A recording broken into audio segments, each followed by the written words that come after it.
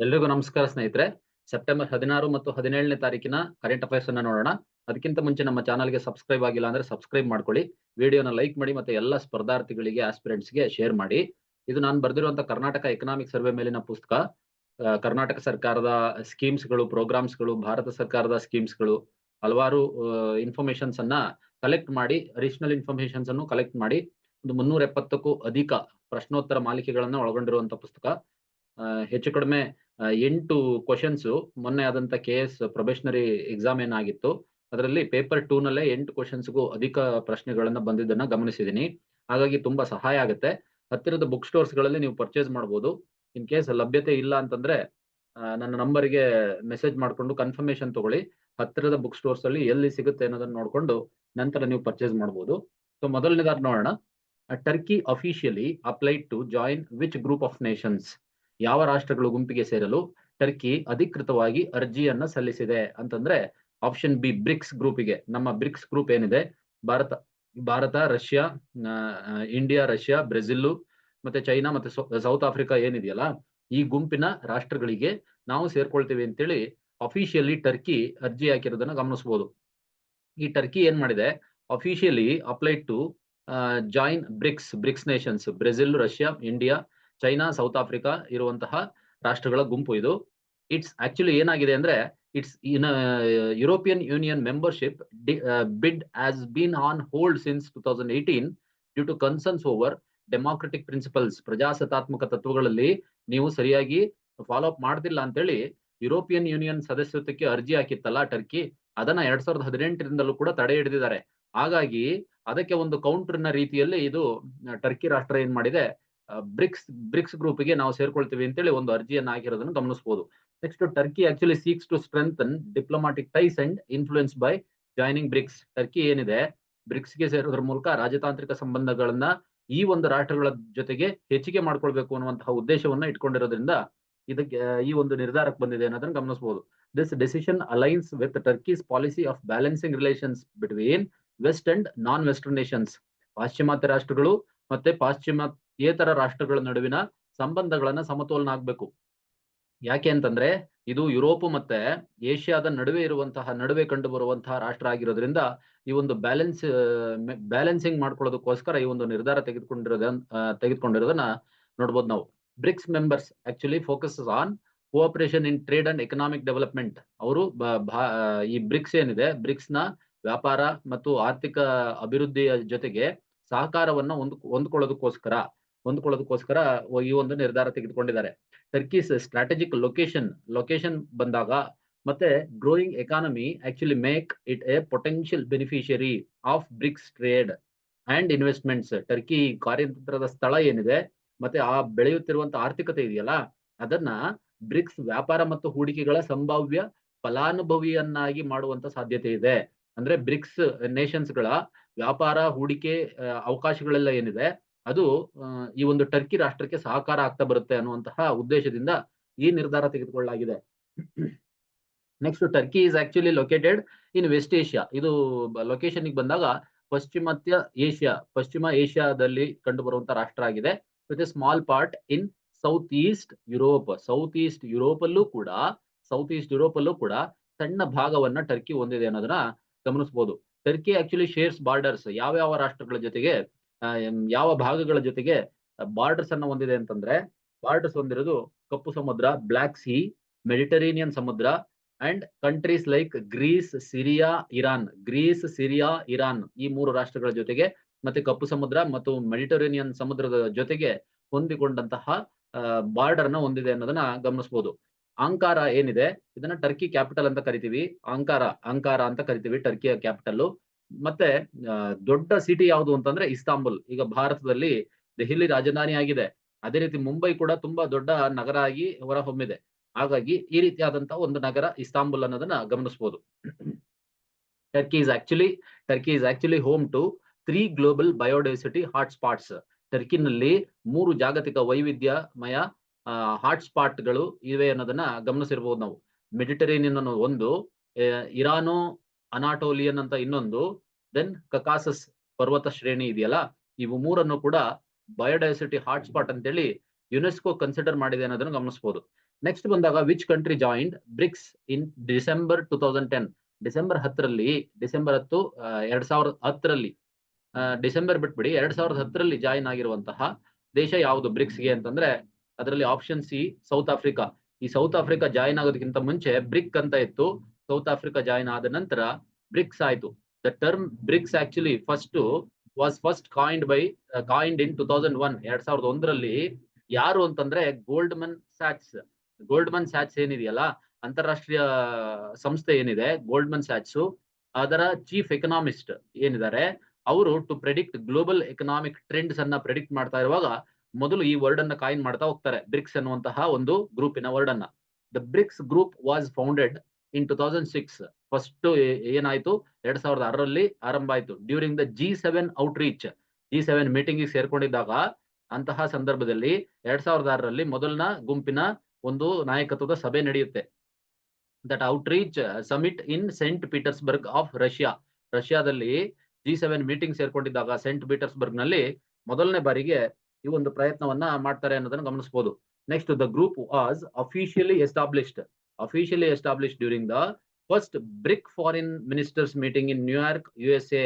ಅದೇ ವರ್ಷ officially establish ಆಗಿದ್ದು ಅಮೆರಿಕಾದ ನ್ಯೂಯಾರ್ಕ್ ನಲ್ಲಿ ಸಚಿವರುಗಳ ಸಭೆ ನಡೆಯುತ್ತೆ. ಆ ಸಚಿವರುಗಳ ಸಭೆ ನಡೆದಾಗ, ಮೊದಲನೇ ಮೀಟಿಂಗ್ ನಡೆದಾಗ ಅಫಿಷಿಯಲಿ ಅಧಿಕೃತವಾಗಿ ಸ್ಥಾಪನೆ ಆಗುತ್ತೆ ಅನ್ನೋದನ್ನ ಗಮನಿಸಬಹುದು.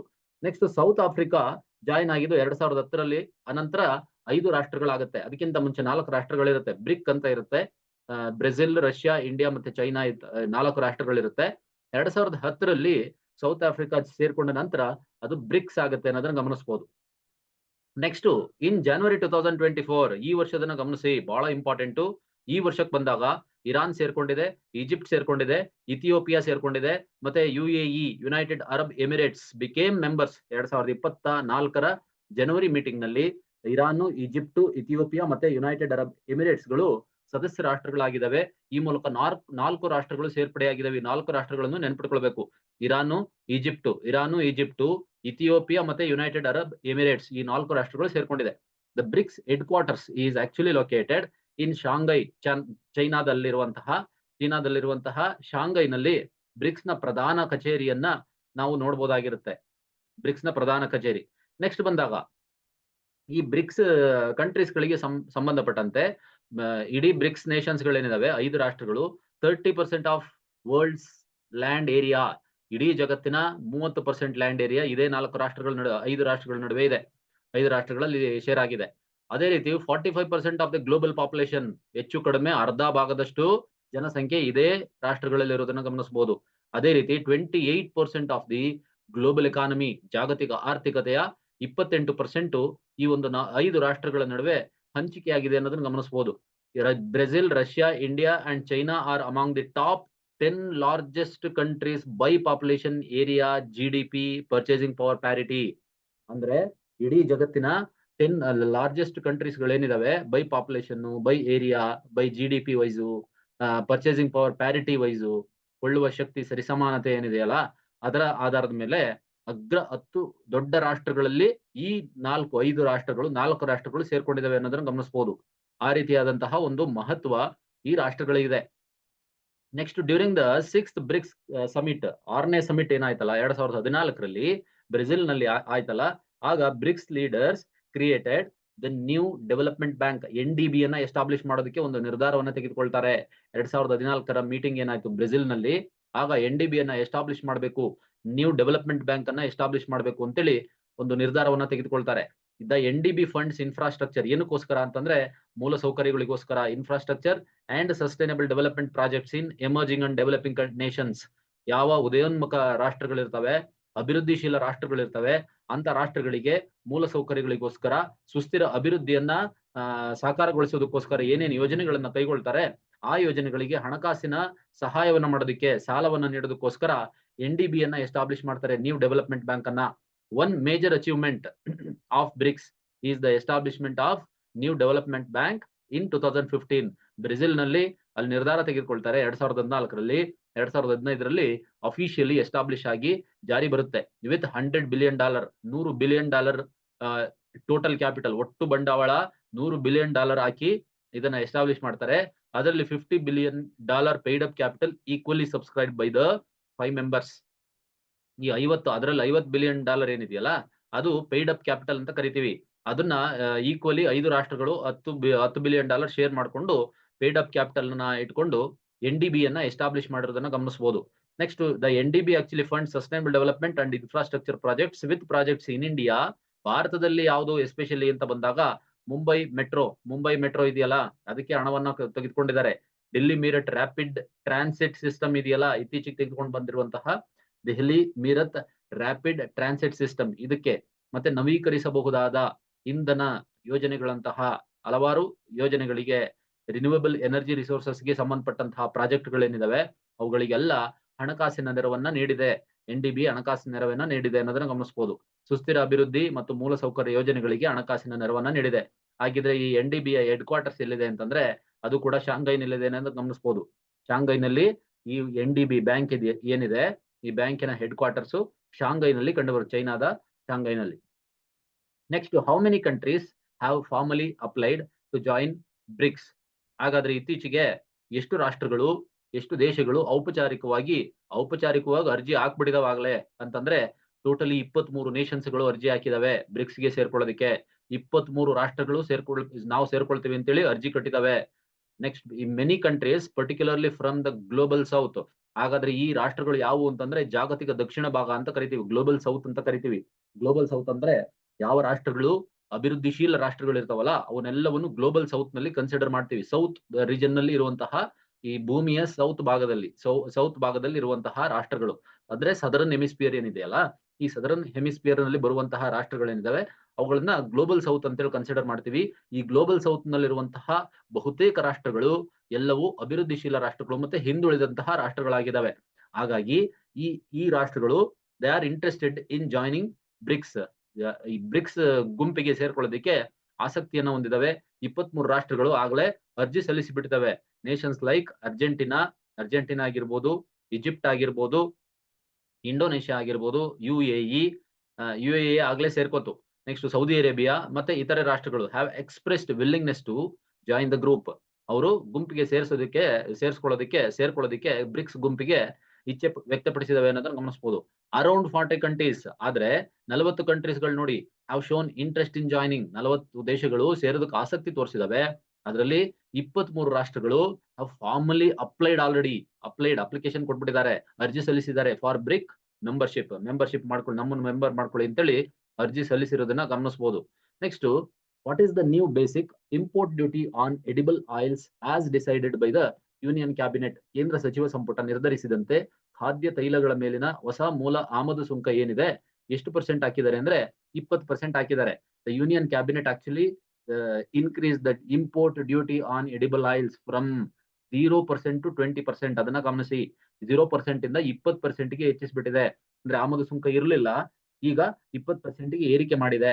With additional components the total effective duty on imported edible and refined oils ಎಷ್ಟಾಯ್ತು ಅಂತಂದ್ರೆ 27.5% ಆಗುತ್ತೆ.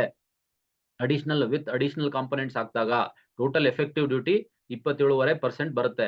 ದ ಮಿನಿಮಮ್ ಎಕ್ಸ್ಪೋರ್ಟ್ ಡ್ಯೂಟಿ ಇದೆಯಲ್ಲ on basmati rice was removed. Basmati rice ಮೇಲೆ ಇದ್ದಂತಹ ಮಿನಿಮಮ್ ಎಕ್ಸ್ಪೋರ್ಟ್ ಡ್ಯೂಟಿನ ರಿಮೂವ್ ಮಾಡ್ಬಿಟ್ಟಿದ್ದಾರೆ ಬಾಸ್ಮತಿ ರೈಸ್ ಅನ್ನ ಎಕ್ಸ್ಪೋರ್ಟ್ ಮಾಡೋದಕ್ಕೆ. ಅದೇ ರೀತಿ the basic duty on refined oil was increase to 32.5% to support local oil seed farmers. ಸ್ಥಳೀಯ ರೈತರುಗಳನ್ನ ಬೆಂಬಲಿಸೋದಕ್ಕೋಸ್ಕರ ಏನ್ ಮಾಡಿದ್ದಾರೆ, ಇಂಪೋರ್ಟ್ ಡ್ಯೂಟಿ ಏನಿದೆಯಲ್ಲ ರಿಫೈನ್ಡ್ ಆಯಿಲ್ ಮೇಲೆ ಅದಕ್ಕೆ 32.5% ಗೆ ಇನ್ಕ್ರೀಸ್ ಮಾಡಿದ್ದಾರೆ, ಹೆಚ್ಚಳ ಮಾಡಿದ್ದಾರೆ ಅನ್ನೋದು ಗಮನಿಸಬಹುದು. Basic duty on refined oil, ಇದು basic duty on refined oil. Okay, next, the export duty on onions export duty on onions was reduced from 40% to 20%. ಈರುಳ್ಳಿ ಮೇಲಿನ ಸುಂಕವನ್ನ 40% ಇಂದ 20% ಗೆ ಅರ್ಧ ಕಡಿಮೆ ಮಾಡಿದ್ದಾರೆ. To help farmers to get better prices and boost exports. ರಫ್ತು ಉತ್ತೇಜನ ಕೊಡಬೇಕು ಅನ್ನುವಂತ ಉದ್ದೇಶ ಮತ್ತೆ ರೈತರಿಗೆ ಉತ್ತಮ ಬೆಲೆ ಸಿಗಲಿ ಅನ್ನುವಂತ ಉದ್ದೇಶದಿಂದ ರಫ್ತಾಗ್ಲಿ, ಡಿಮಾಂಡ್ ಕ್ರಿಯೇಟ್ ಆಗ್ಲಿ ಅಂತೇಳಿ 40 ರಿಂದ 20% ಗೆ ಈರುಳ್ಳಿ ಮೇಲಿನ ರಫ್ತು ಸುಂಕವನ್ನ ಇಳಿಕೆ ಮಾಡಿರೋದನ್ನ ಗಮನಿಸಬಹುದು. India's domestic oil seed production ಏನಿದೆ ಗ್ರೀವ್ ಫ್ರಮ್ 11 ಮಿಲಿಯನ್ ಟನ್ಸ್ ಇಂದ 41 ಮಿಲಿಯನ್ ಟನ್ಸ್ಗೆ ಏರಿಕೆಯಾಗಿದೆ. ಇಷ್ಟು 1986ರಿಂದ 2022-23 ಈ ಒಂದು ಗ್ಯಾಪ್ ನಲ್ಲಿ 4 ಪಟ್ಟು ಹೆಚ್ಚಾಗಿದೆ, ಹೆಚ್ಚು ಕಡಿಮೆ ಅನ್ನೋದನ್ನು ಗಮನಿಸಬಹುದು. Next, India produces about 5 to 6% of the world's oil seeds. Bharat ವಿಶ್ವದ ಎಣ್ಣೆ ಬೀಜ ಉತ್ಪಾದನೆ ಏನಿದೆ ಅದರಲ್ಲಿ 5ರಿಂದ 6% ಭಾರತದಲ್ಲಿ ಉತ್ಪಾದನೆ ಆಗುತ್ತೆ. ಜಾಗತಿಕವಾಗಿ India is the 4th largest oil seeds producer. ಜಾಗತಿಕವಾಗಿ 4ನೇ ಅತಿ ದೊಡ್ಡ ಎಣ್ಣೆ ಬೀಜ ಉತ್ಪಾದಕ ರಾಷ್ಟ್ರ ಅಂತಂದ್ರೆ ಭಾರತ ಅನ್ನೋದನ್ನ ಗಮನಿಸಬಹುದು. ನೆಕ್ಸ್ಟ್, ಮೇಜರ್ ಆಯಿಲ್ ಸೀಡ್ಸ್ ಬಂದಾಗ major oil seed producing States ಬಂದಾಗ ಇನ್ಕ್ಲೂಡಿಂಗ್ ರಾಜಸ್ಥಾನ ಇದೆ, ಮಧ್ಯಪ್ರದೇಶ ಇದೆ, ಗುಜರಾತ್ ಇದೆ, ಮಹಾರಾಷ್ಟ್ರ ಇದೆ. ಇವು ಪ್ರಮುಖವಾದಂತಹ ಎಣ್ಣೆ ಬೀಜ ಉತ್ಪಾದನೆ ಮಾಡುವಂತಹ ಪ್ರಮುಖ ರಾಜ್ಯಗಳು ಅನ್ನೋದನ್ನ ಗಮನಿಸಬಹುದು. Next, India exported 3.46 million tons of oil meals, oil seeds and minor oils worth 14,000 crores in 2022-23. ಇತ್ತೀಚೆಗೆ ಹೆಚ್ಚು ಕಡಿಮೆ 14,000 ಕೋಟಿ 14,600 ಕೋಟಿ ರೂಪಾಯಿ ಮೌಲ್ಯದ 3.46 ಮಿಲಿಯನ್ ಟನ್ ಎಣ್ಣೆ ಮೀಲ್ಸ್ ಗಳನ್ನ ಮತ್ತೆ ಎಣ್ಣೆ ಕಾಳುಗಳನ್ನ, ಎಣ್ಣೆ ಮೈನರ್ ಆಯಿಲ್ಸ್ ಗಳನ್ನ ರಫ್ತು ಮಾಡಿದೆ. ಅಷ್ಟು ಈ ಆಯಿಲ್ ಸೀಡ್ಸ್ ಗಳ ಇಂಪಾರ್ಟೆನ್ಸ್ ಇದೆ ಅನ್ನೋದನ್ನ ಗಮನಿಸಬಹುದು. ಈ ಪಾಮ್ ಆಯಿಲ್ ಬಂದ್ರೆ, palm oil actually makes up to 59% of India's edible oil imports. 59% India's edible oil imports ಅಲ್ಲಿ ಪಾಮ್ ಆಯಿಲ್ ಇದೆಯಲ್ಲ, ಇದು 59% ಇದೆ ಅನ್ನೋದನ್ನ ಗಮನಿಸಬಹುದು. India actually imports palm oil mainly from ಎಲ್ಲಿಂದ? ಇಂಡೋನೇಷಿಯಾ ಆಗಿರ್ಬೋದು, ಮಲೇಷಿಯಾ, ಥೈಲ್ಯಾಂಡ್. ಈ 3 ರಾಷ್ಟ್ರಗಳು ಬಹಳ ಪ್ರಮುಖವಾದಂತಹ ರಾಷ್ಟ್ರಗಳು ಇಂಪೋರ್ಟ್ ಮಾಡ್ಕೊಳ್ಳೋದಕ್ಕೆ ಪಾಮ್ ಆಯಿಲ್ ನ. ಅಂಡ್ ಸೋಯಾ ಮತ್ತು ಸನ್ಫ್ಲವರ್ ಆಯಿಲ್ ಫ್ರಮ್ ಅರ್ಜೆಂಟಿನಾ ಆಗಿರ್ಬೋದು, ಬ್ರೆಜಿಲ್ ಆಗಿರ್ಬೋದು, ರಷ್ಯಾ ಆಗಿರ್ಬೋದು, ಉಕ್ರೇನ್ ಆಗಿರ್ಬೋದು. ಈ ರಾಷ್ಟ್ರಗಳಿಂದ, ಅರ್ಜೆಂಟಿನಾ, ಬ್ರೆಜಿಲ್, ರಷ್ಯಾ, ಉಕ್ರೇನ್ ಈ ರಾಷ್ಟ್ರಗಳಿಂದ ಸೋಯಾ ಮತ್ತೆ ಸನ್ಫ್ಲವರ್ ಆಯಿಲ್, ಸೋಯಾ ಎಣ್ಣೆ ಮತ್ತೆ ಈ ಸೂರ್ಯಕಾಂತಿ ಎಣ್ಣೆನ ಅಲ್ಲಿಂದ ಹೆಚ್ಚಾಗಿ ಆಮದು ಮಾಡ್ಕೊಳ್ತೀವಿ ಅನ್ನೋದನ್ನ ಗಮನಿಸಬಹುದು. ರಷ್ಯಾ ಉಕ್ರೇನ್ ವಾರ್ ಆದಂತ ಸಂದರ್ಭದಲ್ಲಿ ಈ ಎಣ್ಣೆ ಉತ್ಪಾದನೆಯಲ್ಲಿ ಅಥವಾ ರಫ್ತಿನಲ್ಲಿ ವೇರಿಯೇಷನ್ಸ್ ಆಗಿದ್ರಿಂದ ಬೆಲೆಗಳು ಏರಿಕೆಯಾಗಿ ಭಾರತ ರಫ್ತು ಚಟುವಟಿಕೆಗಳನ್ನ ತುಂಬಾ ಕೇರ್ಫುಲ್ ಆಗಿ ನೋಡ್ಕೊಳ್ಬೇಕಾದಂತಹ ಅಥವಾ ನಿರ್ಬಂಧಗಳನ್ನ ವಿಧಿಸಬೇಕಾದಂತಹ ಅವಶ್ಯಕತೆಯೂ ಕೂಡ ಬಂದಿತ್ತು ಅನ್ನೋದನ್ನ ಗಮನಿಸಬಹುದು. ಕೋವಿಡ್ ಆದ ನಂತರ, ರಷ್ಯಾ ಉಕ್ರೇನ್ ವಾರ್ ಸ್ಟಾರ್ಟ್ ಆದ ನಂತರ ಇದು ಜಾಗತಿಕ ಮಟ್ಟದಲ್ಲಿ ಎಣ್ಣೆ ಉತ್ಪಾದನೆ ಏನಿದೆ ಇದರ ಹಣದುಬ್ಬರಕ್ಕೆ ಕಾರಣ ಆಗಿತ್ತು ಅನ್ನೋದನ್ನು ಕೂಡ ನಾವು ಗಮನಿಸ್ತಾ ಹೋಗ್ಬೋದು. 57% of India's domestic edible oil, 57% of India's domestic edible oil ಏನಿದೆ demand is met through imports. 57% ನಮ್ಮ ಡೊಮೆಸ್ಟಿಕ್ ಎಡಿಬಲ್ ಆಯಿಲ್ ಏನಿದೆಯಲ್ಲ ಅದು ಆಮದು ಮೂಲಕನೇ ಪೂರೈಕೆ ಮಾಡ್ತಾರೆ. ಇದಕ್ಕೋಸ್ಕರ the national mission on oil seeds and oil palm ಇದೆ, ಅದನ್ನ ರಿವ್ಯಾಂಪ್ ಮಾಡಿದ್ದಾರೆ ಇನ್ 2014. ಏನಕ್ಕೋಸ್ಕರ ಅಂದ್ರೆ to boost oil seed production ಅನ್ನ. Next, recent changes in the import ಪಾಲಿಸಿಯಲ್ಲಿ ಇತ್ತೀಚೆಗೆ ಕೆಲವು ಬದಲಾವಣೆಗಳನ್ನ ಮಾಡಿದ್ದಾರೆ. ಏನೇನು ಅಂತಂದ್ರೆ, include reduced duties on various oils, ತೈಲಗಳ ಮೇಲೆ ಹಲವಾರು ಸುಂಕಗಳನ್ನ ಕಡಿಮೆ ಮಾಡಿದ್ದಾರೆ. And extended duty reductions. ಈ ಡ್ಯೂಟಿ ರಿಡಕ್ಷನ್ಸ್ ಏನಿತ್ತು, ಸುಂಕಗಳನ್ನ ಕಡಿಮೆ ಮಾಡಿದ್ರು, ಕಡಿತಗೊಳಿಸಿದ್ರು, ಅದನ್ನ ಮತ್ತೆ ವಿಸ್ತರಣೆ ಮಾಡಿದ್ದಾರೆ. ಎಲ್ಲಿವರೆಗೆ ಅಂದ್ರೆ ಮಾರ್ಚ್ 31, 2025, ಮುಂದಿನ ವರ್ಷದ ಮಾರ್ಚ್ 31ರವರೆಗೆ ವಿಸ್ತರಣೆ ಮಾಡಿರೋದನ್ನು ಗಮನಿಸಬಹುದು. ನೆಕ್ಸ್ಟ್ ಬಂದಾಗ, what percentage of India's anti snake venom is supplied by the Irula tribe. ಭಾರತದ ಹಾವಿನ ವಿರೋಧಿ ವಿಷ ಇದೆಯಲ್ಲ ಅದರ ಶೇಕಡಾವಾರು ಪ್ರಮಾಣವನ್ನ ಇರುಳಾ ಬುಡಕಟ್ಟು ಜನಾಂಗದವರು ಎಷ್ಟು ಶೇಕಡಾವಾರು ಪ್ರಮಾಣದಷ್ಟು ಪೂರೈಸ್ತಾರೆ ಇವರು ಅಂತಂದ್ರೆ 80% ಅನ್ನೋದನ್ನ ಗಮನಿಸಬಹುದು. ಇದೊಂದೇ ಒಂದು ಜನಾಂಗ ರಾ ಮೆಟೀರಿಯಲ್ ಅನ್ನ, ಇಂಡಿಯಾಸ್ ಆಂಟಿ ಸ್ನೇಕ್ ವಿನೋಮ್ಗೆ ಬೇಕಾಗಿರುವಂತ ರಾ ಮೆಟೀರಿಯಲ್ ಅನ್ನ ಇದು ಒಂದೇ ಜನಾಂಗ ಪೂರೈಕೆ ಮಾಡುತ್ತೆ ಅನ್ನೋದು ಬಹಳ ಗಮನಾರ್ಹ. ಇದೊಂದು ಎಥ್ನಿಕ್ ಗ್ರೂಪ್. ಎಲ್ಲಿ ಯಾವ ಕಡೆ ಕಂಡು ಬರುತ್ತೆ ಅಂದ್ರೆ it is a Dravidian ethnic group. ದ್ರಾವಿಡ ಜನಾಂಗೀಯ ಗುಂಪಿಗೆ ಸೇರಿದಂತಹ ಒಂದು ಟ್ರೈಬಲ್ ಪೀಪಲ್ ಕಮ್ಯುನಿಟಿ ಇದು. ಇನ್ಹ್ಯಾಬಿಡೆಂಟ್ ಏರಿಯಾಸ್ ಎಲ್ಲಿದೆ ಅಂತಂದ್ರೆ, ಇವರ ಜನವಸತಿ ಪ್ರದೇಶಗಳು ಎಲ್ಲಿ ಅಂತಂದ್ರೆ ತಮಿಳುನಾಡು, ಕೇರಳ ಮತ್ತು ಕರ್ನಾಟಕ, ನಮ್ಮ 3 ರಾಜ್ಯಗಳು. Where they are located, where they are called Iruligas, ಇರುಳಿಗರು ಅಂತೇಳಿ ಕರೀತಾರೆ ಅವ್ರನ್ನ, ಇರುಳಿಗರು ಅಂತೇಳಿ ಕರೀತಾರೆ. ಲ್ಯಾಂಗ್ವೇಜ್ ಬಂದ್ರೆ ಇರುಳಾ ಲ್ಯಾಂಗ್ವೇಜ್ ಅಂತ ಕರೀತಾರೆ ಅವ್ರ ಭಾಷೆ. ಅದು ದ್ರಾವಿಡಿಯನ್ ಲ್ಯಾಂಗ್ವೇಜ್ ಗೆ ಕ್ಲೋಸ್ ಆಗಿರುತ್ತೆ, ಕ್ಲೋಸ್ಲಿ ರಿಲೇಟೆಡ್ ಟು ತಮಿಳಿಗೆ ಕ್ಲೋಸ್ ರಿಲೇಟೆಡ್ ಅಂತೇಳಿ ಗಮನಿಸ್ತಾ ಹೋಗ್ತಾರೆ. ಲೀಗಲ್ ಸ್ಟೇಟಸ್ ಬಂದಾಗ they are classified as a particular vulnerable tribal group. ಅವರು ಅತ್ಯಂತ ದುರ್ಬಲವಾಗ್ತಾ ಇದೆ ಇವರ ಜನಾಂಗ ಅಂತೇಳಿ ಗಮನಿಸ್ತಾ ಹೋಗ್ತಾ ಇದೆ. ನೆಕ್ಸ್ಟ್, ಕಲ್ಚರ್ ಅಥವಾ ಬಿಲೀಫ್ ಗೆ ಬಂದಾಗ ದ ಇರುಳಾ ಜನಾಂಗ ಏನಿದಾರಲ್ಲ, ಪ್ರಾಕ್ಟೀಸ್ ಅನಿಮಿಸಮ್. ಅವರು ಪ್ರಾಕ್ಟೀಸ್ ಮಾಡುವಂತಹ ಒಂದು ದೈವ ಪೂಜೆಯನ್ನ ಅಥವಾ ಸಂಸ್ಕೃತಿಯನ್ನ ಅನಿಮಿಸಮ್ ಅಂತೇಳಿ ಕರೀತಾರೆ. They worship goddess named Inga. Inga ಅನ್ನುವಂತಹ ದೇವತೆಯನ್ನು ಪೂಜೆ ಮಾಡ್ತಾರೆ. ಇಂಗಾ ಅನ್ನುವಂತ ದೇವತೆ ಮತ್ತು ಆ ಇಂಗಾ ದೇವತೆಯ 6 ಸಹೋದರಿಯರು ಅವರನ್ನ ಪೂಜೆ ಮಾಡ್ತಾರೆ. ಯಾವ ರೀತಿ ಅಂತಂದ್ರೆ who are revered in the form of stones under trees. ಮರದ ಕೆಳಗಡೆ ಕಲ್ಲುಗಳ ರೂಪದಲ್ಲಿ ಪೂಜೆ ಮಾಡ್ತಾ ಹೋಗ್ತಾರೆ. ಅದು ಅವರ ಸಂಸ್ಕೃತಿ. ನೆಕ್ಸ್ಟ್ ಆಕ್ಯುಪೇಷನ್ ಬಂದಾಗ ಇವರ ಪ್ರಮುಖ ಉದ್ಯೋಗ ಏನು ಅಂತಂದ್ರೆ ಒಂದು including snake and rat catching, ಇಲಿ ಹಿಡಿಯೋದು, ಹಾವು ಹಿಡಿಯೋದು, ಅಂಡ್ ಹನಿ ಕಲೆಕ್ಷನ್, ಜೇನುತುಪ್ಪ ಸಂಗ್ರಹಣೆ ಮಾಡುವಂತದ್ದು ಇವರ ಪ್ರಮುಖ ಜನಾಂಗ, ಬುಡಕಟ್ಟು ಜನಾಂಗ ಆಗಿರೋದ್ರಿಂದ. They also work as labourers in fields and rice mills during sowing and harvesting seasons. ಕೆಲವು ಸಂದರ್ಭಗಳಲ್ಲಿ ಅವರು ರೈಸ್ ಮಿಲ್ಗಳಲ್ಲಿ ಕೆಲಸ ಮಾಡೋದನ್ನ ಗಮನಿಸಬಹುದು. Next contribution to health care ಅಂದ್ರೆ 6 ಕಂಪನೀಸ್ ಇನ್ ಇಂಡಿಯಾ, 6 ಕಂಪನಿಗಳು produce about 1.5 million vials of antivenom annually. ಅವರು ಉತ್ಪಾದನೆ ಮಾಡುವಂತಹ ಆಂಟಿವೆನೋಮ್ ಏನಿದೆ ಅದರಲ್ಲಿ ಪ್ರಮುಖವಾಗಿ ಡಿಪೆಂಡ್ ಆಗಿರೋದೇ, ರಾ ಮೆಟೀರಿಯಲ್ಗೆ ಡಿಪೆಂಡ್ ಆಗಿರೋದೇ ಈ ಜನಾಂಗವನ್ನ ಅನ್ನೋದನ್ನ ಗಮನಿಸಬಹುದು. ಈ ಇರುಳ ಬುಡಕಟ್ಟು ಏನಿದೆ, Irula tribe supplies 80% of the venom used for antidotes in India. 80% ಇವರೇ ಸಪ್ಲೈ ಮಾಡೋದು. They are involved with Irula snake catchers industrial cooperative society. ನೋಡಿ, ಅವರೇ ಒಂದು ಕೋಆಪರೇಟಿವ್ ಸೊಸೈಟಿ ಮಾಡ್ಕೊಂಡಿದ್ದಾರೆ, ಕೈಗಾರಿಕಾ ಸಹಕಾರ ಸಂಘ ಮಾಡ್ಕೊಂಡಿದ್ದಾರೆ. ಅದರ ಭಾಗವಾಗಿ ಇವರು ತಮ್ಮ ಚಟುವಟಿಕೆಗಳನ್ನ ನಡೆಸ್ತಾ ಹೋಗ್ತಾರೆ. ನೆಕ್ಸ್ಟ್ ಬಂದಾಗ what is the primary focus of ಸಿದ್ಧ ಮೆಡಿಸಿನ್? ಸಿದ್ಧ ಔಷಧ ಏನಿದೆ ಇದರ ಪ್ರಾಥಮಿಕ ಅಂಶ ಯಾವುದು ಅಂದ್ರೆ ಹಾಲಿಸ್ಟಿಕ್ ಹೆಲ್ತ್ ಅಂತೇಳಿ ಗಮನಿಸ್ತೀವಿ. ಹಾಲಿಸ್ಟಿಕ್ ಹೆಲ್ತ್ ಅಂತ ಅಂದ್ರೆ ಪ್ರಾಚೀನ ಪದ್ಧತಿಯ ಆರೋಗ್ಯ ಒಂದು ವ್ಯವಸ್ಥೆಯನ್ನ ನಾವು ಸಿದ್ಧ ಅಂತೇಳಿ ಕರಿತೀವಿ. ಏನ್ಸೈಂಟ್ ರೂಟ್ಸ್ ಹೆಂಗಿದೆ, ಪ್ರಾಚೀನ ಪದ್ಧತಿ ಹೆಂಗೆ ಅಂದ್ರೆ it is one of the India's oldest indigenous medical system. ಭಾರತದ ಸ್ಥಳೀಯ ವೈದ್ಯಕೀಯ ವ್ಯವಸ್ಥೆಗಳಲ್ಲಿ ಒಂದು ಇದು. ಪ್ರಾಚೀನ ವೈದ್ಯಕೀಯ ವ್ಯವಸ್ಥೆಗಳಲ್ಲಿ originating around 10,000 BC before Christ. ಅಂದ್ರೆ 10,000 BC ಅಂದ್ರೆ ಎಷ್ಟಾಯ್ತು? ಹೆಚ್ಚು ಕಡಿಮೆ 12,000 ವರ್ಷಗಳ ಹಿಂದೆ ದ್ರವಿಡಿಯನ್ ಸಿವಿಲೈಸೇಷನ್ ಏನಿತ್ತಲ್ಲ, ಆ ಒಂದು ನಾಗರಿಕತೆಯ ಭಾಗದಲ್ಲಿ 12,000 ವರ್ಷಗಳ ಹಿಂದೆ ಪ್ರಾಕ್ಟೀಸ್ ಆದಂತಹ ಒಂದು ಪದ್ಧತಿ ಇದು. ಮೀನಿಂಗ್ ಆಫ್ ಸಿದ್ಧ ಅಂದ್ರೆ ಏನು? ದ ಟರ್ಮ್ ಸಿದ್ಧ ಕಮ್ಸ್ ಫ್ರಮ್ ಸಿದ್ಧಿ, ಮೀನಿಂಗ್ ಅಟೈನ್ಮೆಂಟ್ ಆಫ್ ಪರ್ಫೆಕ್ಷನ್. ಸಿದ್ಧ ಅಂದ್ರೆ ಸಿದ್ಧಿಯಿಂದ ಬಂದಿದೆ, ಅಂದ್ರೆ ಪರಿಪೂರ್ಣತೆಯನ್ನ ಸಾಧಿಸ್ತಕ್ಕಂಥದ್ದು ಅನ್ನೋದನ್ನ ವಿವರಿಸ್ತಾ ಹೋಗುತ್ತೆ. ಹಾಲಿಸ್ಟಿಕ್ ಅಪ್ರೋಚ್ ಏನಿದೆ, ಸಮಗ್ರ ವಿಧಾನ ಹೆಂಗಿದೆ ಅಂದ್ರೆ the medicine actually emphasises holistic health including physical ಆಗಿರ್ಬೋದು, ಸೈಕಾಲಜಿಕಲ್ ಆಗಿರ್ಬೋದು, ಸೋಷಿಯಲ್ ಆಗಿರ್ಬೋದು, ಮತ್ತೆ ಸ್ಪಿರಿಚುವಲ್ ವೆಲ್ ಬೀಯಿಂಗ್. ಯಾವ ರೀತಿಯಾದಂತಹ ಆರೋಗ್ಯ ಸೂತ್ರವನ್ನ ಹೇಳ್ಕೊಡುತ್ತೆ ಅಂದ್ರೆ ಒಬ್ಬ ಮನುಷ್ಯ ದೈಹಿಕವಾಗಿ ಸರಿ ಇರಬೇಕು, ಮಾನಸಿಕವಾಗಿ ಸರಿ ಇರಬೇಕು, ಸಾಮಾಜಿಕವಾಗಿಯೂ ಆರೋಗ್ಯವಂತನಾಗಿರ್ಬೇಕು, ಆಧ್ಯಾತ್ಮಿಕವಾಗಿಯೂ ಕೂಡ ಯೋಗಕ್ಷೇಮವನ್ನ ಕಾಪಾಡ್ಕೊಳ್ಬೇಕು ಅನ್ನುವಂತಹ ಸಮಗ್ರ ದೃಷ್ಟಿಕೋನವನ್ನ ಈ ಸಿದ್ಧ ಮೆಡಿಸಿನ್ ಪದ್ಧತಿಯಲ್ಲಿ ನೋಡ್ಬೋದು ನಾವು. ಒರಿಜಿನ್ ಅಂಡ್ ಡೆವಲಪ್ಮೆಂಟ್ ಬಂದಾಗ the system is actually link to Shiva cult and sage Agastyar, who is considered as its founder. Prominent Siddhars like Tirumular and Bogar contributed significantly.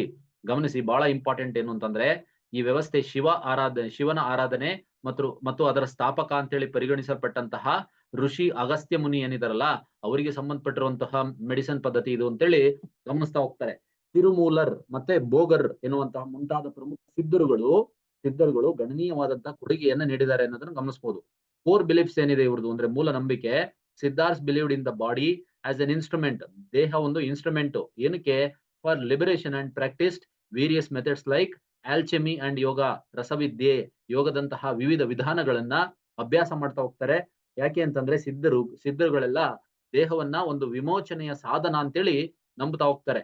ಆ ರೀತಿಯಾದಂತಹ ದೇಹ ಏನಿದೆ ಒಂದು ವಿಮೋಚನೆ ಮಾಡ್ಕೊಳ್ಳೋದಿಕ್ಕೆ, ಎಲ್ಲ ವಿಚಾರಗಳಿಂದ ವಿಮೋಚನೆ ಹೊಂದೋದಿಕ್ಕೆ ದೇಹ ಅನ್ನುವಂಥದ್ದು ಒಂದು ಸಾಧನ ಅನ್ನುವಂತಹ ವಿಚಾರವನ್ನ ಮಂಡಿಸ್ತಾ ಹೋಗ್ತಾರೆ ಸಿದ್ಧ ಮೆಡಿಸಿನ್ ಪದ್ಧತಿಯಲ್ಲಿ. ನೆಕ್ಸ್ಟ್ 3 ಹ್ಯೂಮರ್ಸ್ ಅಂತ ಬಂದಾಗ, 3 ದೋಷಗಳು ಬಂದಾಗ ಆ ದೋಷಗಳಿಗೆ ಸಂಬಂಧಪಟ್ಟಂತೆ ಟ್ರೀಟ್ಮೆಂಟ್ ವ್ಯವಸ್ಥೆಯನ್ನ ನೋಡ್ಲಾಗತ್ತೆ ಇದರಲ್ಲಿ. ವಾತಂ, ಪಿತ್ತಂ, ಕಫಂ ಅಂತ ನಮ್ಮ ಆಯುರ್ವೇದ ಪದ್ಧತಿಯಲ್ಲಿ ಬಹಳ ಫೇಮಸ್ ಆಗಿರುವಂತಹ ತ್ರಿದೋಷ ಸಿದ್ಧಾಂತ ಅಂತೇಳಿ ಕರೀತಾರೆ. ತ್ರಿದೋಷ ಸಿದ್ಧಾಂತ ಅಂದ್ರೆ ಮನುಷ್ಯನಿಗೆ ಬರುವಂತಹ ರೋಗ ಪ್ರಕಾರಗಳನ್ನ 3 ರೀತಿಯ ರೋಗ ಪ್ರಕಾರಗಳು ಅಂತ ಕರೀತಾರೆ. ವಾತ, ಪಿತ್ತ ಮತ್ತು ಕಫ 3 ರೀತಿಯ ರೋಗ ಪ್ರಕಾರಗಳೇ ಅಲ್ಲ, ಇಡೀ ಮನುಷ್ಯನ ದೇಹ ಈ 3 ಪ್ರಕೃತಿಯಿಂದ ನಿರ್ಮಾಣ ಆಗಿದೆ. ವಾತ, ಪಿತ್ತ ಮತ್ತು ಕಫ. ವಾತ ಅಂತಂದ್ರೆ ವಾಯು, ಬಾಹ್ಯಾಕಾಶ. ನಮ್ಮ ಬಾಡಿನಲ್ಲಿ ವಾಯುವಿನ ಅಂಶ ಇರುತ್ತೆ. ನೆಕ್ಸ್ಟ್ ಬೆಂಕಿ ಅಂತಂದ್ರೆ ಪಿತ್ತ. ನಮ್ಮ ಎನರ್ಜಿ ಜನರೇಟ್ ಆಗ್ಬೇಕು ಅಂದ್ರೆ ಬರ್ನಿಂಗ್ ಆಗ್ಬೇಕು. ಕಾರ್ಬೋಹೈಡ್ರೇಟ್ಸ್ ರಿಲೀಸ್ ಆಗೋದ್ರ ಮೂಲಕ ಎನರ್ಜಿ ಬರ್ನಿಂಗ್ ಆಗಿ ನಮ್ಮ ನಾವು ತಿಂದಂತ ಆಹಾರ ಏನಿದೆ ಅದು ಬರ್ನ್ ಆಗಿ ಪ್ರತಿ ಒಂದು ಸೆಲ್ಸ್ ಅಲ್ಲೂ ಮೈಟ್ರೋಕಾಂಡ್ರಿಯಾದಲ್ಲಿ ಬರ್ನ್ ಆಗೋದ್ರ ಮೂಲಕ ಇಂಗಾಲದ ಡೈಆಕ್ಸೈಡ್ ಅನ್ನ ಬಿಡುಗಡೆ ಮಾಡಿ ಎನರ್ಜಿಯನ್ನ ಉತ್ಪತ್ತಿ ಮಾಡುತ್ತೆ ಅನ್ನೋದು ನಮ್ಗೆ ಗೊತ್ತಿದೆ. ಹಾಗಾಗಿ ಅದು ಬೆಂಕಿಯ ತತ್ವ, ಅದು ಬಾಡಿನಲ್ಲಿದೆ, ಮನುಷ್ಯನ ದೇಹದಲ್ಲಿದೆ ಅನ್ನೋದನ್ನ ಗಮನಿಸ್ತಾ ಹೋಗುತ್ತೆ. ಕಫಕ್ಕೆ ಬಂದಾಗ ನೀರು ಮತ್ತೆ ಭೂಮಿ ವಾಟರ್ ಅಂಡ್ ಅರ್ತ್ ಎಲಿಮೆಂಟ್ ಏನಿದೆಯಲ್ಲ, ಇದನ್ನ ಕಫ ಪ್ರಕೃತಿ ಅಂತ ಕರೀತಾರೆ. ಹಾಗಿದ್ರೆ ಇವೆಲ್ಲ ಏನಿದು, ವಾಯು ಅಂದ್ರೇನು, ಬಾಹ್ಯಾಕಾಶ ಅಂದ್ರೇನು, ಬೆಂಕಿ ಅಂದ್ರೇನು, ನೀರು ಅಂದ್ರೇನು, ಭೂಮಿ ಅಂತಂದ್ರೇನು, ಇವೆಲ್ಲವನ್ನು ಪಂಚಭೂತಗಳು ಅಂತ ಕರೀತಾರೆ. ಈ ಪಂಚಭೂತಗಳಿಂದ ಅದಕ್ಕೆ ಬಹಳ ಪ್ರಮುಖವಾಗಿ ಹೇಳ್ತಿರ್ತಾರೆ, ಮನುಷ್ಯನ ದೇಹ ಆಗಿರುವಂತದ್ದು ಪಂಚಭೂತಗಳಿಂದ ನಿರ್ಮಿತವಾಗಿರುವಂತಹ ಈ ಮನುಷ್ಯನ ದೇಹ ಅಂತೇಳಿ ಬಳಸ್ತಾ ಇರೋದನ್ನ ಗಮನಿಸಬಹುದು. ಈ ಪಂಚಭೂತಗಳಿಗೆ ಸಂಬಂಧಪಟ್ಟಂತೆ ತ್ರಿದೋಷಗಳನ್ನ ಹುಡುಕಿ ಕೊಡ್ಲಾಗಿದೆ ಅನ್ನೋದನ್ನ ಗಮನಿಸಬಹುದು. ಈ ಎಲಿಮೆಂಟ್ಗಳೇನಿದೆ, ಇಷ್ಟು ಎಲಿಮೆಂಟ್ಗಳು ಈ ದೋಷಗಳನ್ನ ಸಮತೋಲನಗೊಳಿಸ್ಕೊಳ್ಬೇಕು. ಯಾವುದು ಹೆಚ್ಚಿಗೆ ಆಗ್ಬಾರ್ದು, ಯಾವುದು ಕಡಿಮೆ ಆಗ್ಬಾರ್ದು. ವಾತ ಕಂಪ್ಲೀಟ್ ಆಗಿ ಹೋಗ್ಲೂಬಾರ್ದು, ಕಂಪ್ಲೀಟ್ ಆಗಿ ಜಾಸ್ತಿನೂ ಆಗ್ಬಾರ್ದು. ಕಫನೂ ಅಷ್ಟೇ, ಪೂರ್ತಿ ಸಂಪೂರ್ಣ ನಾಶನೂ ಆಗ್ಬಾರ್ದು. ಕಫ ಬ್ಯಾಲೆನ್ಸ್ ಆಗ್ಬೇಕು, ಜಾಸ್ತಿನೂ ಆಗ್ಬಾರ್ದು. ಜಾಸ್ತಿ ಆದ್ರೆ ಕಫ ಪ್ರಕೃತಿ ಜಾಸ್ತಿ ಆಯ್ತು ಅಂತಂದ್ರೆ ಶೀತಕ್ಕೆ ಸಂಬಂಧಪಟ್ಟಿರುವಂತಹ ರೋಗಗಳು ಜಾಸ್ತಿ ಆಗುತ್ತೆ. ತುಂಬಾ ಕಡಿಮೆ ಆಗೋಯ್ತು ಅಂತಂದ್ರೆ ಪಿತ್ತಕ್ಕೆ, ಹೀಟ್ಗೆ ಸಂಬಂಧಪಟ್ಟಂತಹ ರೋಗಗಳು ಆಗ್ತಾ ಹೋಗುತ್ತೆ. ಈ ಮೂರನ್ನು ಕೂಡ ಬ್ಯಾಲೆನ್ಸ್ ಮಾಡುವುದು ಮನುಷ್ಯನ ಅತಿ ದೊಡ್ಡ ಸಾಧನೆ ಅನ್ನೋದನ್ನ ಸಿದ್ಧ ಮೆಡಿಸಿನ್ ಪದ್ಧತಿಯಲ್ಲಿ ಹೇಳ್ತಾ ಹೋಗ್ತಾರೆ. ಈ ದೋಷಗಳನ್ನ ಸಮತೋಲನಗೊಳಿಸೋದ್ರಿಂದ ಆರೋಗ್ಯವನ್ನು ಕಾಪಾಡಿಕೊಳ್ಳಲಾಗುತ್ತೆ ಅಂತ ಹೇಳ್ತಾರೆ. ಔಷಧ ಶಾಸ್ತ್ರಕ್ಕೆ ಸಂಬಂಧಪಟ್ಟಂತೆ ಬಂದಾಗ ಔಷಧ ಮಾರ್ಗಗಳು ಯಾವ್ಯಾವ ರೀತಿ ಅಂದ್ರೆ, ಸಸ್ಯ ಮೂಲದಿಂದ, ಖನಿಜ ಮೂಲದಿಂದ, ಪ್ರಾಣಿ ಮೂಲದಿಂದ, animal origin medicines, mineral origin medicines, ಅದೇ ರೀತಿ ಪ್ಲಾಂಟ್ ಒರಿಜಿನ್ ಮೆಡಿಸನ್ಸು, ಇವೆಲ್ಲವೂ ಕೂಡ ರಾ ಡ್ರಗ್ ಕ್ಯಾಟಗರೀಸ್ ಅಂತೇಳಿ ಕರಿತಾ ಹೋಗ್ತೀವಿ ನಾವು. ಟೈಪ್ಸ್ ಆಫ್ ಮೆಡಿಸಿನ್ಸ್ ಬಂದಾಗ ಇಂಟರ್ನಲ್ ಮೆಡಿಸಿನ್ಸ್ ಮತ್ತೆ ಎಕ್ಸ್ಟರ್ನಲ್ ಮೆಡಿಸಿನ್ಸ್ ಅಂತ ಇದೆ. ಇಂಟರ್ನಲ್ ಮೆಡಿಸಿನ್ಸ್ ಅಲ್ಲಿ ಬಂದಾಗ 32 ಕ್ಯಾಟಗರೀಸ್ ಅನ್ನ ಹೇಳ್ತಾರೆ. ಆನ್ ಪ್ರಿಪರೇಷನ್ ಮೆಥಡ್ಸ್, ಆ ಒಂದು ತಯಾರಿಕೆ ವಿಧಾನಗಳು, ಯಾವ ರೀತಿ ತಯಾರಿಕೆ ಮಾಡ್ತೀವಿ ಅನ್ನೋದ್ರ ಆಧಾರದ ಮೇಲೆ 32 ಕ್ಯಾಟಗರೀಸ್ ಗಳನ್ನ ಮಾಡಿದ್ದಾರೆ. ಎಕ್ಸ್ಟರ್ನಲ್ ಮೆಡಿಸಿನ್ ಬಂದಾಗ, ಬಾಹ್ಯ ಔಷಧ ಪದ್ಧತಿಗೆ ಬಂದಾಗ, includes treatment like fomentation and leech therapy. Fomentation ಅಂತ ಕರೀತಾರೆ, ಲೀಚ್ ಥೆರಪಿ ಅಂತ ಕರೀತಾರೆ. ಈ ಚಿಕಿತ್ಸೆಗಳನ್ನ ಒಳಗೊಂಡಿರುವಂತದ್ದು ಬಾಹ್ಯ ಔಷಧ ಅಂತ. ಉದಾಹರಣೆಗೆ ಲೀಚ್ ಥೆರಪಿ ಅಂತಂದ್ರೆ, ಏನಾದ್ರೂ ಕೆಟ್ಟೋಗಿರುವಂತಹ ಗಾಯ ಚರ್ಮದ ಮೇಲೆ ಇತ್ತು ಅಂತಂದ್ರೆ ಆ ಭಾಗಕ್ಕೆ ಲೀಚ್ ಅನ್ನ, ಆ ಒಂದು ತಿಗಣೆ ಅಂತ ಏನ್ ಕರಿತೀವಿ, ಆ ಒಂದು ಪ್ರಾಣಿಯನ್ನ ಬಳಸ್ಕೊಂಡು ಆ ಕೆಟ್ಟ ರಕ್ತವನ್ನ ತೆಗೆಯೋದ್ರ ಮೂಲಕ ಟ್ರೀಟ್ಮೆಂಟ್ ಮಾಡ್ತಾ ಬರ್ತಾರೆ. ಅದನ್ನ ಬಾಹ್ಯ ಔಷಧ ಪದ್ಧತಿ ಅಂತೇಳಿ ಕರಿತಾ ಹೋಗ್ತಾರೆ. ನೆಕ್ಸ್ಟ್ ಟ್ರೀಟ್ಮೆಂಟ್ ಅಪ್ರೋಚಸ್ ಬಂದಾಗ, ಚಿಕಿತ್ಸಾ ವಿಧಾನಗಳಿಗೆ ಬಂದಾಗ ವಿವಿಧ ರೀತಿಯ ವಿಧಾನಗಳಿದಾವೆ. ದೇವಮರುತವಂ ಅಂತೇಳಿ ಕರೀತಾರೆ. ದೀರ್ಘಕಾಲದ ಕಾಯಿಲೆಗಳಿಗೆ ಔಷಧಿಯನ್ನ ಕೊಡ್ತಾರೆ. ಇದರಲ್ಲಿ ದೇವಮರುತವಂ ಅಂತೇಳಿ ಕರೀತಾರೆ. ನೆಕ್ಸ್ಟ್ ಮನಿದ ಮರುತವಂ ಅಂತೇಳಿ, ಅದು ಗಿಡಮೂಲಿಕೆ ಚಿಕಿತ್ಸೆಗಳನ್ನು ಕೊಡುವಂತದ್ದು ಅಂತೇಳಿ ಗಮನಿಸಬಹುದು. ಮನಿದ ಮರುತವಂನಲ್ಲಿ ಗಿಡಮೂಲಿಕೆಗಳನ್ನ ಬಳಸ್ಕೊಂಡು ನೀಡುವಂತ ಚಿಕಿತ್ಸೆ ಅಂತ. ಅಸುರ ಮರುತವಂ ಅಂದ್ರೆ ಶಸ್ತ್ರಚಿಕಿತ್ಸೆ ತಂತ್ರಗಳು, ಆಪರೇಷನ್ಸ್ ಟೆಕ್ನಿಕ್ಸ್ ಗಳನ್ನ, ಸರ್ಜಿಕಲ್ ಟೆಕ್ನಿಕ್ಸ್ ಗಳನ್ನ ಸಿದ್ಧ ಮೆಡಿಸಿನ್ಸ್ ಪದ್ಧತಿಯಲ್ಲಿ 12,000 ವರ್ಷಗಳ ಹಿಂದೆಯೇ ಗಮನಿಸಿದ್ದಾರೆ ಅನ್ನೋದನ್ನ ಬಹಳ ಹೆಮ್ಮೆಯಿಂದ ನಾವು ಹೇಳ್ಕೊಳ್ಬಹುದು ಭಾರತದಲ್ಲಿ.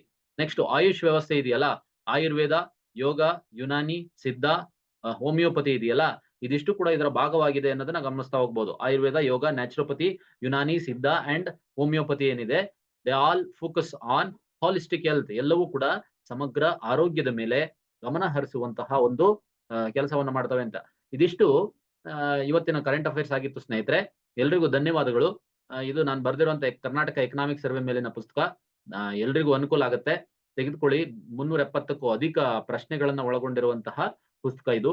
ಇತ್ತೀಚೆಗಾದಂತ KS ಎಕ್ಸಾಮ್ ನಲ್ಲಿ 8 ಕ್ವಶನ್ಸ್ ಗಳಿಗೂ ಅಧಿಕ ಪ್ರಶ್ನೆಗಳನ್ನ ಇದೊಂದೇ ಬುಕ್ಸ್ ಅಲ್ಲಿ ಕೇಳಿದ್ದಾರೆ, ಗಮನಿಸಿದ್ದೆ ನಾನು. ಬರೀ ಪೇಪರ್ 2 ನಲ್ಲೇನೆ, ಪೇಪರ್ 1 ನಲ್ಲೂ ಕೂಡ ಕೆಲವು ಪ್ರಶ್ನೆಗಳನ್ನ ಬಂದಿದ್ದನ್ನ ಗಮನಿಸ್ತೆ. ಸ್ವಲ್ಪ ಇಂಡೈರೆಕ್ಟ್ ಆಗಿ ಕೇಳಿದ್ರು ಅಷ್ಟೇ. ಸ್ಟ್ರಕ್ಚರ್ ಬೇರೆ ಇರುತ್ತೆ, ಆದ್ರೆ ಟಾಪಿಕ್ ಕವರ್ ಆಗಿದೆ. ಪ್ರಶ್ನೋತ್ತರಗಳ ಮಾಲಿಕೆಯಲ್ಲಿದೆ.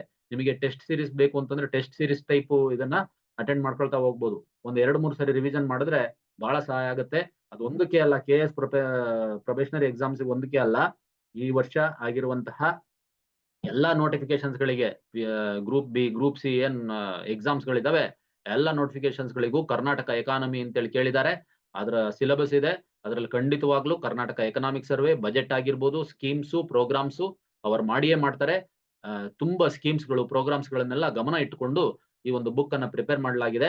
ಹತ್ತಿರದ ಬುಕ್ ಸ್ಟೋರ್‌ಗಳಲ್ಲಿ ಲಭ್ಯತೆ ಇದೆಯಾ ಅನ್ನೋದನ್ನ ನನ್ನ ನಂಬರ್‌ಗೆ ಮೆಸೇಜ್ ಮಾಡಿ ಕನ್ಫರ್ಮ್ ಮಾಡ್ಕೊಳ್ಳಿ ಲೊಕೇಶನ್ ಅನ್ನ. ನಂತರ ಹೋಗಿ ಪರ್ಚೇಸ್ ಮಾಡ್ಬೋದು. ಹತ್ತಿರದ ಬುಕ್ ಸ್ಟೋರ್ಸ್ ಅಲ್ಲಿ ಎಲ್ಲಿ ಸಿಗುತ್ತೆ ಅನ್ನೋದನ್ನ ನಾನು ಕನ್ಫರ್ಮೇಷನ್ ಕೊಡ್ತೀನಿ. ನಂತರ ನೀವು ಹೋಗಿ ಪರ್ಚೇಸ್ ಮಾಡ್ಬೋದು. ನಿಮ್ಗೆ ಅನುಕೂಲ ಆಗತ್ತೆ. ಎಲ್ರಿಗೂ ಒಳ್ಳೇದಾಗ್ಲಿ. ಧನ್ಯವಾದಗಳು. Next class